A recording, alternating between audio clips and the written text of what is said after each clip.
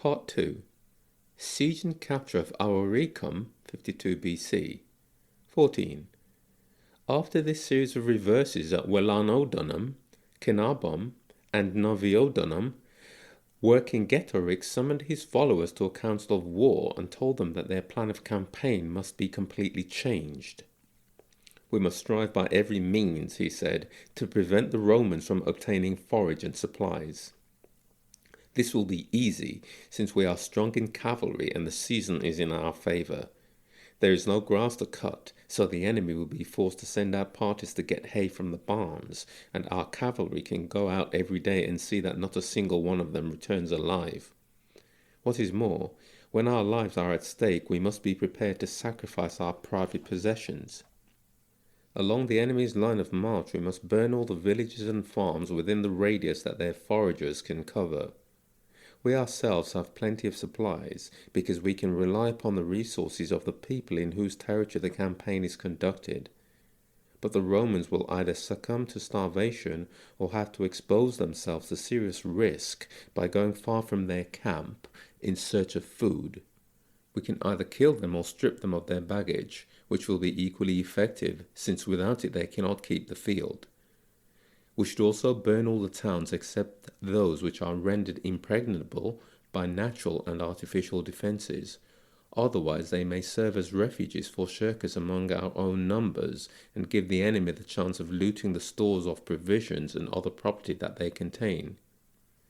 You may think these measures harsh and cruel, but you must admit that it would be a still harsher fate to have your wives and children carried off into slavery and be killed yourselves, which is what will inevitably befall you if you are conquered.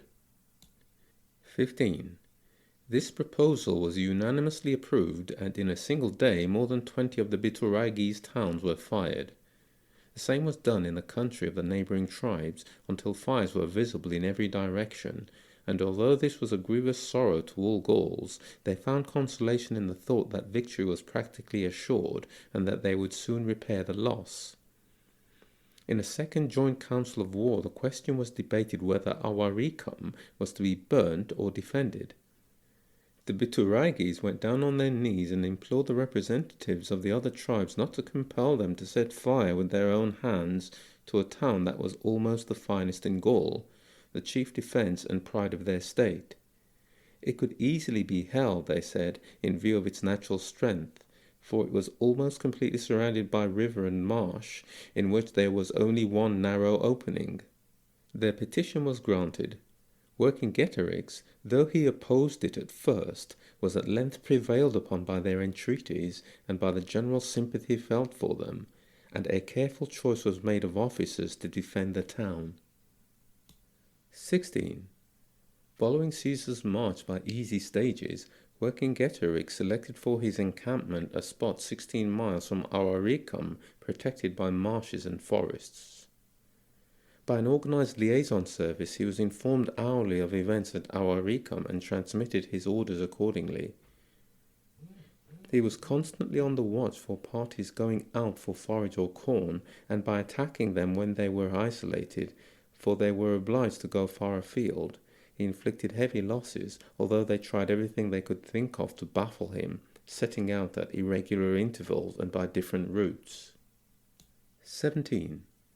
Caesar encamped on the side of the town where there was a narrow gap in the marshes and watercourses surrounding it, and began to build a siege terrace, form lines of mantlets, and erect 2 towers upon the terrace, for the lie of the land made it impossible to invest the place. To maintain a supply of corn, he kept importuning the Boii and Aedui, but the Aedui were lukewarm and gave little help, while the Boii, a small and feeble tribe, had only slender resources, which were quickly exhausted. The troops were brought to such straits by the inability of the Boii to relieve them and the indifference of the Aedui, as well as by the burning of the granaries, that for several days they had no grain and saved themselves from starvation only by bringing in cattle from distant villages. Yet not a word were they heard to utter that was unworthy of Roman soldiers with successful campaigns to their credit. Indeed, when Caesar addressed the men of each legion at their work, and told them that if they found their privations unbearable, he would abandon the siege, with one voice they begged him not to do so, saying that they had served under him for many years without suffering any humiliation, or ever being forced to relinquish a task that they had set their hands to. They would feel it a humiliation to abandon the siege now, and would rather suffer any hardship than fail in avenging the Romans who had fallen victims to Gallic treachery at Caenarbon. They said the same to their centurions and military tribunes, asking them to pass it on to Caesar. 18. The siege towers had already been moved close to the wall when Caesar learned from prisoners that Vercingetorix, having run out of forage, had moved nearer Avaricum and had taken command in person of the cavalry and the light-armed infantry who regularly fought among the cavalry in order to ambush the place where he expected our men would go the next day for forage. Accordingly, Caesar set out silently at midnight and reached the enemy's camp in the morning. But they received speedy warning of his approach from their patrols, hid their wagons and baggage in the densest parts of the wood, and drew up all their forces on the open rising ground. On hearing of this, Caesar at once ordered his men to pile their packs and get their arms ready. 19. The hill that the enemy occupied had a gentle gradient at the bottom, and was almost surrounded by a marsh which was extremely difficult to negotiate, although only 50 feet wide. The Gauls had broken down the causeways leading over the marsh, and, relying on the strength of their position, refused to budge from the hill. Formed up in tribal groups, they held all the fords and the thickets that bordered the marsh, determined, if the Romans tried to force a passage, to overpower them by running down to the attack while they were stuck fast in the mud. Awaiting us at such a short distance, they looked as if they were prepared to fight a battle on more or less equal terms, but their position was so much stronger than ours that this show of courage was clearly a mere pretense. The legionaries were indignant at the enemy's daring to face them at such close range, and clamoured for the signal to attack. But Caesar pointed out how costly a victory would be in these conditions, how many brave men's lives must be sacrificed. When they showed such steadfast loyalty and were willing to face any danger for his honour, he would be guilty of the grossest injustice if he did not consider their lives before his own interests. After addressing them in this way to alleviate their disappointment, he led them back to camp the same day and proceeded to complete his preparations for the siege of the town. 20. On returning to his main body, Vercingetorix was accused of treachery for having moved his camp nearer the Romans, for going off with all the cavalry, and for leaving such a large army without anyone in supreme command, with the result that the Romans had taken advantage of his departure to make a swift move against it. All this could not have happened by chance, they said, but must have been deliberately planned. Evidently, he would rather become king of Gaul by Caesar's favour than by the gift of his fellow countrymen. To these charges, Vercingetorix replied that he moved camp because he was short of forage, and that they themselves had pressed him to do so. He went nearer the Romans because he had found a very favourable position, so well protected by nature that no defence works were required. I knew, he continued, that the cavalry would not be missed on this marshy ground, whereas it was very useful in the place to which I took it. I purposely did not delegate the command to anyone when I went away, for fear the person I chose might be induced by the enthusiasm of the rank and file to give battle. For I could see that that was what they all desired, because they were soft and incapable of prolonged exertion. If the arrival of the Romans during my absence was an accident, it was a stroke of luck for us. If it was the result of information conveyed by a traitor, you ought to be grateful to him for enabling you to see from your commanding position how weak are their forces and how contemptible is their cowardice, since they slunk back ignominiously to their camp without daring to fight. I have no need to obtain from Caesar by treachery the power that I can secure by victory, a victory already in my grasp, and to be shared by the whole Gallic people. You may take back the command you entrusted me with, if you imagine that you are conferring a favour on me when in reality you owe your lives to me. To satisfy yourselves that what I say is true, hear what these Roman soldiers have to say." With these words he brought forward some camp servants whom he had captured on a foraging expedition some days previously and had subjected to the tortures of chains and starvation. These he had carefully primed beforehand with the answers they were to make when questioned. They said that they were legionnaires, and that the hunger and want they had suffered made them steal out of camp to see if they could find any corn or cattle in the fields. The whole army, they added, was in the same plight. Every man was at the end of his strength and unfit for work, and their commander had decided to raise the siege in 3 days' time unless some progress was made. "That," cried Vercingetorix, "is what you owe to me, whom you charge with treachery. Thanks to me, without shedding a drop of your own blood, you see a great and victorious army almost destroyed by starvation, and when it is routed and retreats in disgrace, I have taken good care that no people shall admit it into their territory." 21. The whole concourse cheered and clashed their weapons, as the Gauls are accustomed to do when they approve of what a speaker says. Vercingetorix was a great leader, they declared, his loyalty above suspicion, and no one could conduct the campaign with greater skill. They determined to send into Avaricum 10,000 men picked from all the contingents, not wishing to entrust the national cause to the Bituriges alone, because they realized that if the Bituriges saved the town, the victory would be entirely theirs. 22. To baffle the extraordinary bravery of our troops, the Gauls resorted to all kinds of devices, for they are a most ingenious people and very clever at borrowing and applying ideas suggested to them. They pulled aside our wall hooks with lassos, for example, and when they had made them fast, hauled them inside with windlasses. They made our terraces fall in by undermining, at which they were expert because they have extensive iron mines in their country and are thoroughly familiar with every kind of underground working. They had also equipped the whole circuit of the wall with towers, furnished with platforms and protected by hides. They made frequent sorties by day and night, either to set fire to the terrace or to attack our soldiers at work. As our towers were raised higher by the material added each day to the terrace, they increased the height of theirs correspondingly by inserting floors between the upright posts forming the framework. They countermined the subterranean galleries that we were digging towards the walls, and prevented their continuation by throwing into them stakes sharpened and hardened in a fire, boiling pitch, and very heavy stones. 23. Gallic walls are always built more or less on the following plan. Balks of timber are laid on the ground at regular intervals of 2 feet along the whole line on which the wall is to be built, at right angles to it. These are made fast to one another by long beams running across them at their center points, and are covered with a quantity of rubble, and the 2-foot intervals between them are faced with large stones fitted tightly in. When this first course has been placed in position and fastened together, another course is laid on top.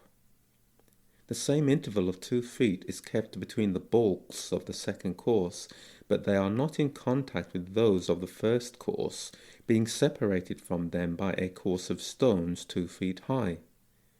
Thus, every balk is separated from each of its neighbours by one large stone, and so held firmly in position.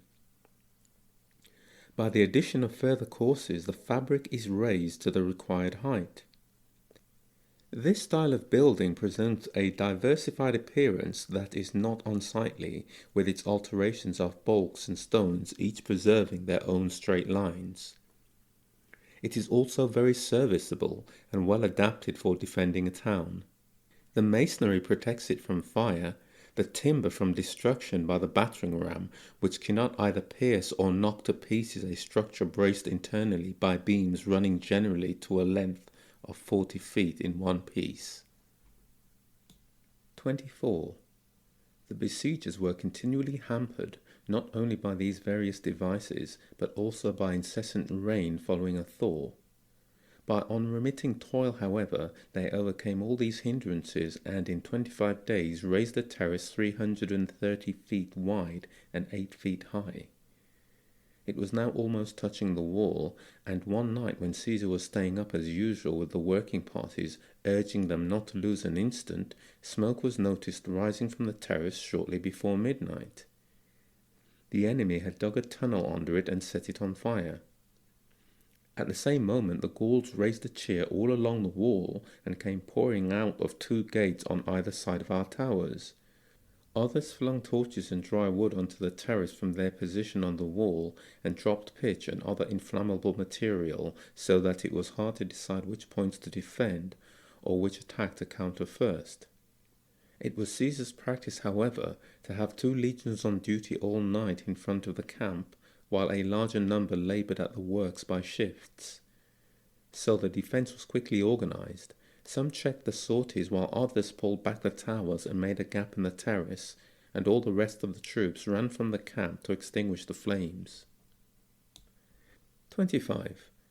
The fight went on everywhere throughout the remainder of the night, and the enemy's hope of victory was continually renewed, especially as they saw that the sheds used to protect the men who moved the towers were burnt, and that it was not easy for our soldiers to advance without cover to help their comrades, while in their own ranks fresh men kept relieving those who were worn out.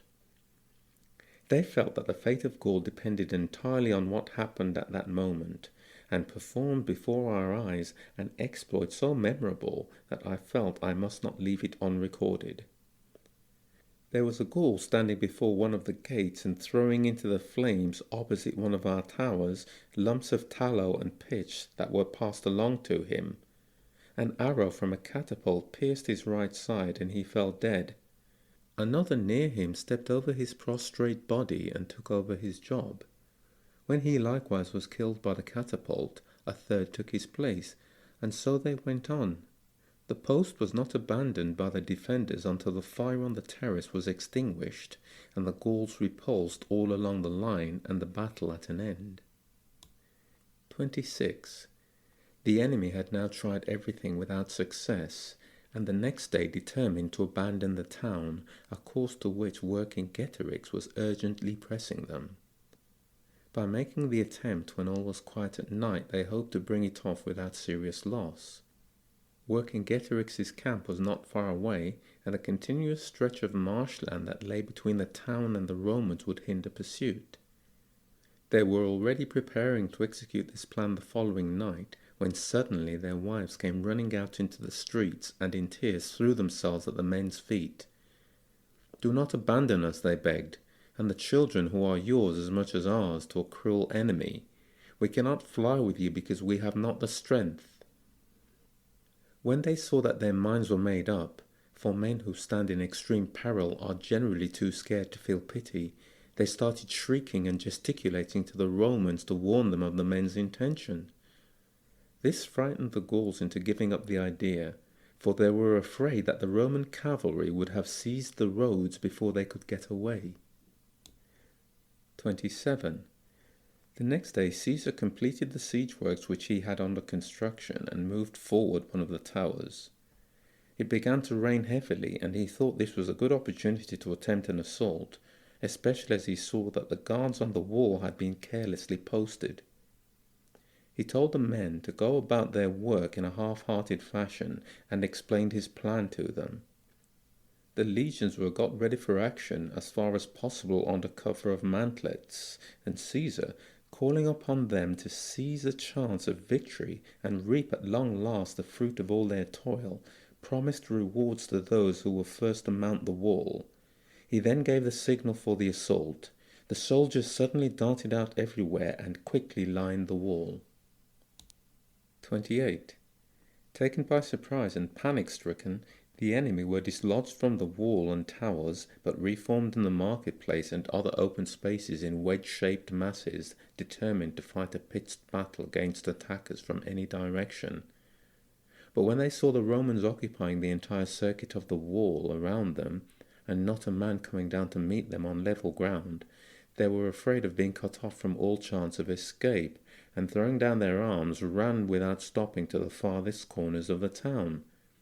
There, some were cut down by our infantry as they jammed the narrow gateways, and others by the cavalry after making their way out. None of our soldiers thought about making money by taking prisoners. They were exasperated by the massacre of Romans at Canabum and the labor of the siege, and spared neither old men, nor women, nor children. Of the whole population, about 40,000, a bare 800 who rushed out of the town at the first alarm got safely through to Vercingetorix. He took them in silently late at night. Afraid that if numbers of them entered the camp together, the compassion they would arouse among the rank and file of his army might cause a riot, he stationed his trusted friends and the tribal leaders some distance along the road, with orders to sort them out and convey them to the various parts of the camp allotted to each tribe at the start of the campaign. 29. The next day Vercingetorix called a council of war and encouraged his followers, telling them not to be unduly disheartened or upset by this reverse. The Romans have not won by superior courage or in fair fight, he said, but by their expert knowledge of siegecraft, a special technique that we were unacquainted with. It is idle to expect invariable success in war. I personally was never in favor of defending Avaricum, as you yourselves can testify. It was the imprudence of the Bituriges and the too ready acquiescence of the rest that caused this setback. However, the successes that I shall soon gain will more than make up for it. I am working hard to bring over the tribes which are standing aloof from us. The whole of Gaul will then be united, and when we are all of one mind, the entire world cannot stand against us. I have already nearly succeeded in this. Meanwhile, it is only fair that you should do what I ask for the safety of us all. Fortify the camp, so that we can more easily resist any sudden attack. 30. This speech was well received by the Gauls, who were especially pleased to find that Vercingetorix had not lost heart after such a serious defeat, and faced them instead of hiding himself. They credited him with extraordinary foresight and prudence because, while there was still time, he had twice given them good advice about Avaricum, in the first place to burn it, later to evacuate it. And so, unlike most commanders whose position is weakened by failure, Vercingetorix gained reputation with every day that followed the reverse. Their hopes were raised by his assurances that other tribes could be induced to join them. They even built a fortified camp, an unheard of thing in Gaul. The shock had been so severe that, unused to hard work though they were, they felt they must submit to anything that was demanded of them. 31. Vercingetorix kept his promise and used every means he could think of to gain the adherence of tribes outside the alliance. He tried to entice their chiefs by presents and offers of reward, employing the agents whom he thought best qualified for the purpose. Some were personal friends of the chiefs, others were chosen for their powers of subtle speech. The refugees who came in after the fall of Avaricum were provided with arms and clothes, and to bring his army up to its former strength, Vercingetorix called for reinforcements from the various tribes, fixing the precise number of each quota and the date by which it was to arrive at the camp. He also ordered all the archers who could be found, there were a very large number of them in Gaul, to be sent to him. By these measures he quickly repaired the losses at Avaricum, and Teutomatus, king of the Nitiobroges, son of Olowico, who was granted the title of friend by the Roman Senate, now joined him with a strong force of cavalry from his own tribe, and some mercenaries whom he had raised in Aquitania.